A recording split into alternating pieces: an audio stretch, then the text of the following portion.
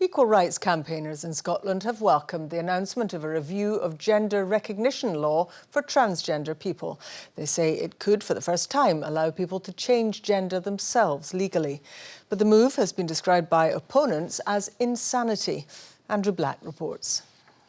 Vic Valentine identifies as non-binary, someone who feels neither male nor female, and that made growing up a confusing time. We live in a world, I think, that tells us that those are the only two options. So I think for a very long time I didn't realise that there was another way I could be or another way I could explain who I was.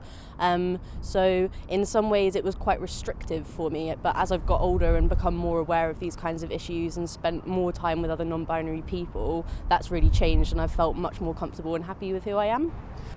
There is legislation currently in place to protect the rights of transgender people. Campaigners argue that's outdated.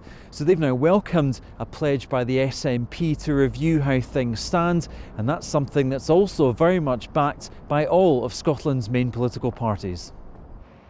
So now it's hoped trans people in future will be able to legally change gender themselves on their own terms. It's argued that's far better than what currently happens. At the moment, you're not required to undergo hormones or surgery to change your legal gender, but you have to submit this really intrusive psychiatric report detailing what you were like as a child, sort of what your sexual preferences are, sort of all the kind of most intrusive personal things that nobody would want to have to send to a medical and legal tribunal for a panel to puzzle over and decide without ever meeting you whether you meet the grade of masculinity or femininity.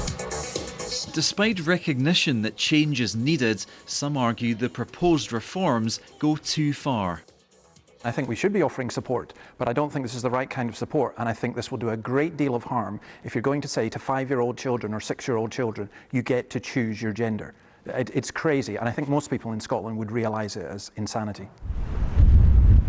Supporters of change know these reforms could face a stormy time. Nevertheless, they're determined to see them through. Andrew Black, reporting Scotland.